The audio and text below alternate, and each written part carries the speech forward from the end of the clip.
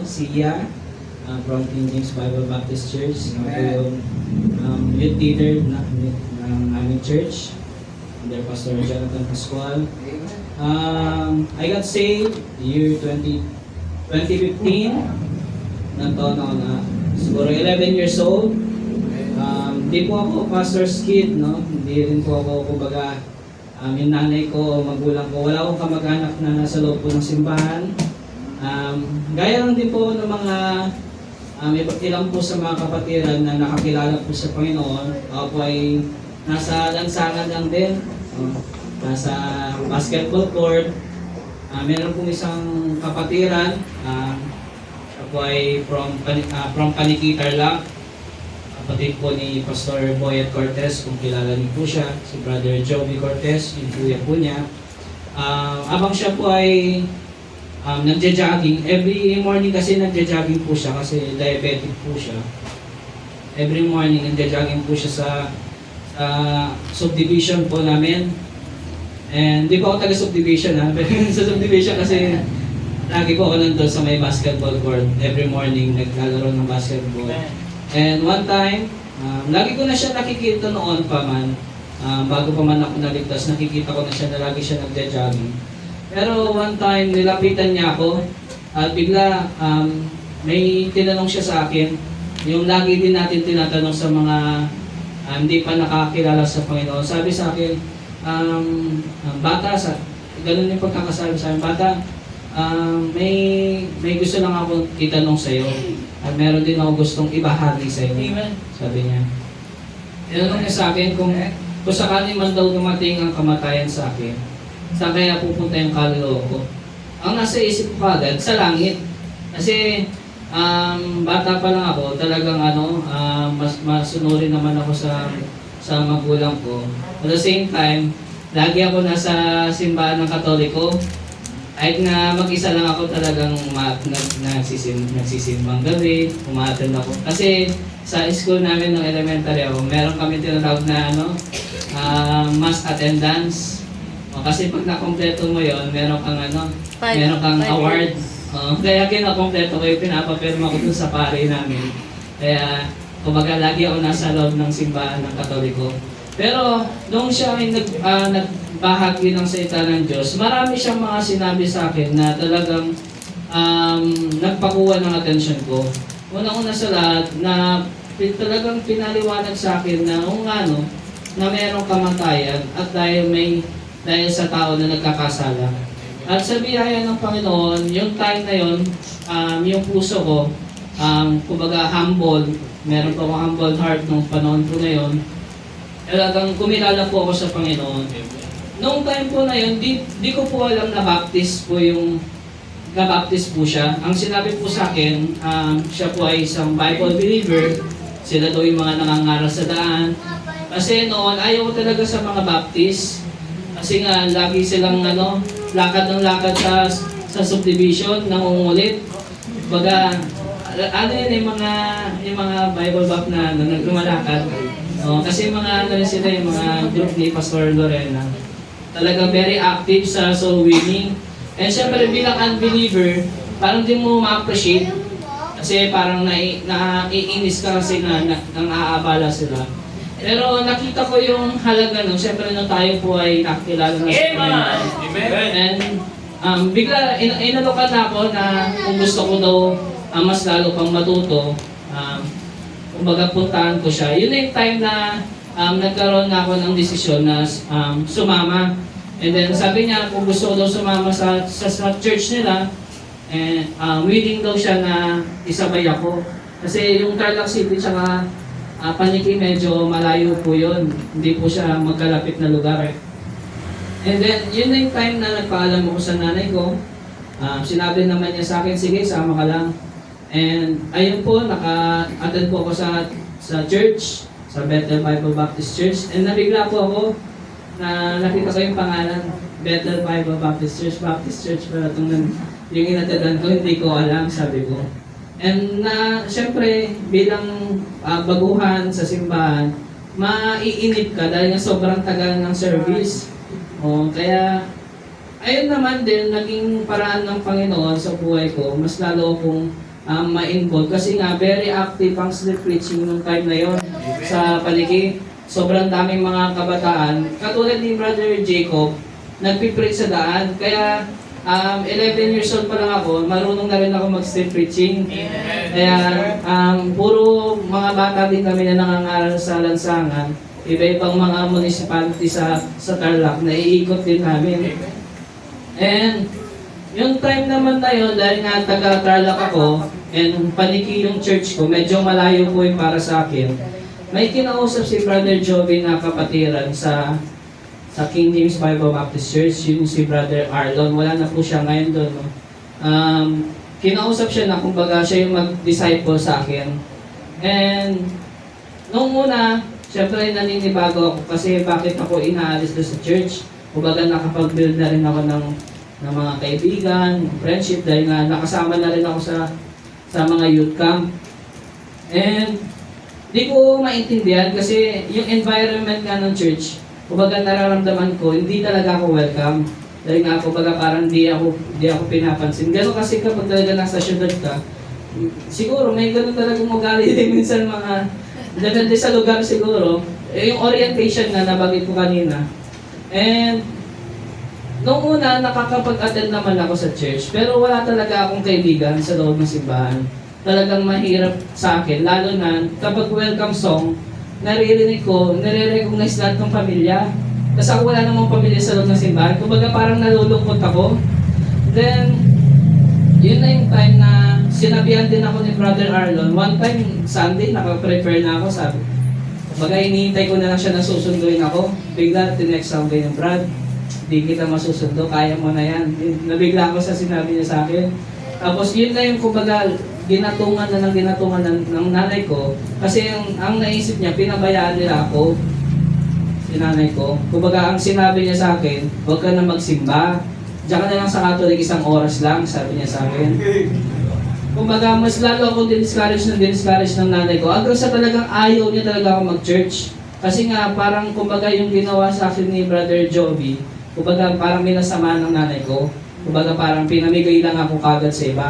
Lalo na, ilang taon pa lang ako, 12 years old nung time na yon. Kumbaga, wala talaga akong capability na pumunta sa simbahan na mag-isa. Lalo na yung church namin, kahit sabihin mo nasa Lobao ng Tarlac City, malayo po yun para po sa akin. Kaya talagang sabi ko sa Panginoon, bakit kung kailan parang lumapit ang simbahan sa akin, ba't parang mas nalalayo ako? Kumbaga parang yung puso ko, gusto kong magsimba, pero wala akong kakayanan dahil nga hindi naman ako sinusuporta ng nanay ko. Lalo na yung time po kasi na yun, mga ilang taon pa lang po kasi nawala yung tatay ko nung time na yun. Kaya yung nanay ko single parent, kaya medyo hirap talaga kami sa financial. Wala talaga akong kakayanan na pumunta sa simbahan. And yun na yung sinubukan ko talagang tipirin yung sarili ko sa eskwelahan. Lalo na high school naman ako niyan. Nag-iipon ako para sa pamasahe. Talagang minsan nilalakad ko ay sobrang layo. Para lang makasakay sa jeep, ganyan, mas mura kasi pag jeep. Talagang tinitis ko. Hanggang sa talagang nararamdaman ko kasi sa loob ng church, wala akong kaibigan. Kumbaga, yun yung doon ko nakita yung kahalagaan na meron ka talagang kabady-body. Kaya tama yung sinabi ng Bible iron sharpened iron.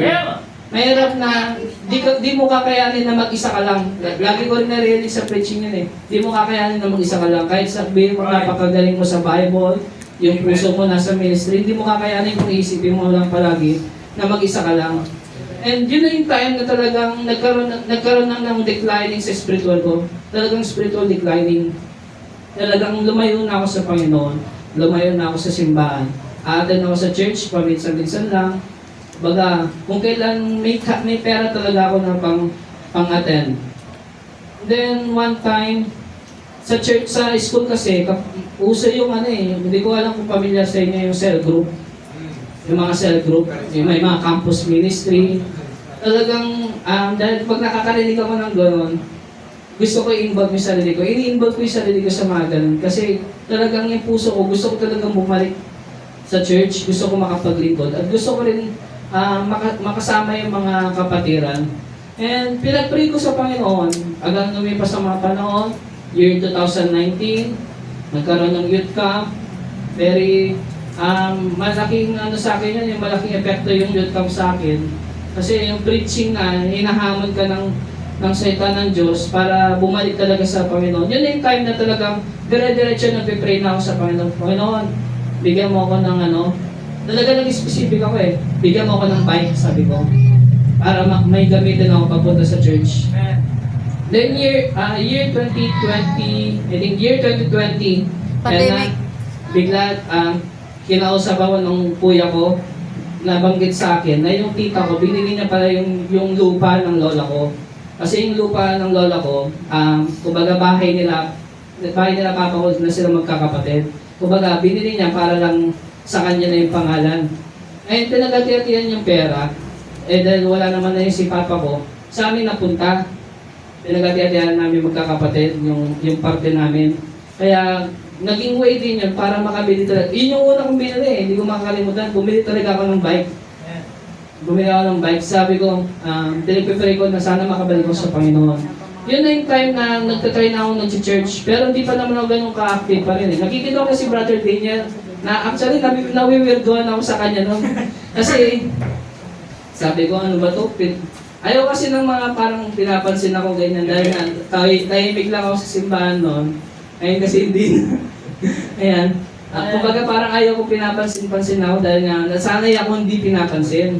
Parang ganun yung na-feel ko kasi. And masyado talaga akong napatingin sa tao.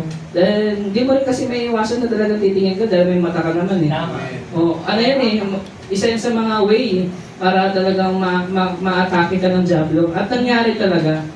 And one time, si Brother J.E., yung anak ni Pastor Jonathan, si Brother Jonathan Edwards, bumili siya ng bike. Tapos, tinapikan niya ako ganyan, Brad, bike tayo. Kumbaga, yung sinabi niyang, kumbaga, yung simpleng salita na yun, malaking bagay sa akin. Kasi naramdaman ko na gusto akong isama. Kumbaga, sige, sabi ko, sama ako. Yun na yung time na kumbaga nakapag-build ako ng friendship sa loob ng simbahan. Imagine, 2016 dumating ako sa King James Bible Baptist Church, nagkaroon ako ng kaibigan 2021. Lumipas yung 5 taon bago ako nagkaroon ng kumbaga ng company inside the church. And yun na yung kumbaga nagkaroon ako ng commitment sa Panginoon. Lord, ito na yung time na nakabalik ako sa paglilingkod. Sabi ko, kung darating man siguro yung panahon na lalayo ako ulit, mas magandang kunin mo na lang ako kaysa magamit naman ako ulit ng mundo. Talagang dinesire ko na sa Panginoon. Hindi ko makakalimutan na talagang pinag-pray ko na mag-aaral ako sa Bible School. Year 2016, nagkaroon ng youth camp sa Nueva Ecija. At tama sa Solomon Excellence Academy. Nagkaroon ng prayer sa mga nais mag-aaral sa Bible School. Kahit bata pa lang ako, mga 11 years old pa lang ako nun eh. Sabi sa mga gustong mag-aaral sa Bible School, lumuhod kayo. Isuko nyo sa Panginoon. Lumuhod po ako ng time na yun. Sabi ko, gusto ko mag-aaral sa Bible School kahit bata pa ako, sabi ko. Then, yun yung time na, kumbaga naalala ko yung panalangin ko sa Panginoon nung nakabalik ako. Talagang pinag-pray ko nung pinag-pray. Siguro isang taon ko din pinag-pray na mag-aaral ako sa Bible School. Talagang sabi ko, magseseryoso po ako, sabi ko. Then, yung time naman na yon, si Brother J.E., bumaba siya sa pagiging youth leader. Then, kumbaga ako, di ko rin na-expect na ako yung magiging youth leader. Ang ina-expect ko si Brother Daniel. Kasi matagal silang tumira dun eh. Kumbaga, mas gusto kong sumasama lang ako. Kasi kahit paano naman, good follower ako sa kanila eh. Sumusunod-sunod lang ako. Then, sinabi sa akin ni Pastor Jonathan na ako daw yung magiging Young People President. Then, yun na yung time na talagang nangarap ako ng malaki sa Young People. At di lang sa Young People, kundi sa buong church. Amen. At lagi ko dinikit yung sarili ko sa pastor namin. Kaya kung mapapansin po ninyo, lagi kami magkasama ni Pastor Jonathan. Kasi gusto kong makuha kung paano yung type yung style ng leadership ni Pastor Jonathan. Then, natatawa lang ako minsan kasi ako, nung time na yon, ako na yung nagpapa-song leading. Kasi umalis na rin sila Brother Daniel, sila Brother Jared, talagang nalungkot ako. Kasi nawalan kami ng host, nawalan kami ng nagpa-piano, nawalan kami ng song leader. Kumbaga, hindi ko na alam yung gagawin ko eh. Talagang pinilit ko yung mga young people, mag-aral kayo ng instrument. Gamit niyo sa Panginoon, sabi ko. Talagang, kung di ka marunong mag-song leading ka, sabi ko. Talagang aralin. Sa biyaya ng Panginoon, sobra-sobra pa yung mga pianista namin. Sobra-sobra pa yung mga nagigitara sa amin, tsaka nag-ukulele. Kaya talagang ang Panginoon, tinitingnan niya din talaga yung puso mo na talagang may pangarap ka sa gawain ng Panginoon. At talagang nakita kong pinaka-key kung bakit talagang binalik ako ng Panginoon at nananatili akong nandito. Kasi kailangan mo talagang iligin yung sarili mo sa mga taong may pangarap din para sa Panginoon. Yung gusto maglingkod sa Panginoon. Kaysa naman maghanap ka sa ibang tao, hindi naman ligtas, o sa mga di natin backslider, walang desire sa mga bagay ni spiritual, wala kang makukuha sa kanila. Amen. Amen. And yun yung pinagpapasalamat ko sa Panginoon. Talagang sinabi ko sa Panginoon, gusto ko na talagang ibigay yung nararapat sa Kanya. Di ba sabi nga isang petition, give what is right, not what is left. Kasi madalas binibigay natin kung anong tira-tira lang. Hindi lang naman sa pera yun eh. Minsan ganun din sa oras, sa talento. Binibigay natin yung tira-tira na meron tayo, pero hindi natin binibigay yung tama. Eh, yung pinakamahalaga eh, maging cheerful giver. yun yung cheerful giver eh. Hindi yung dahil tinakot ka ni pastor, na gawin yung isang bagay.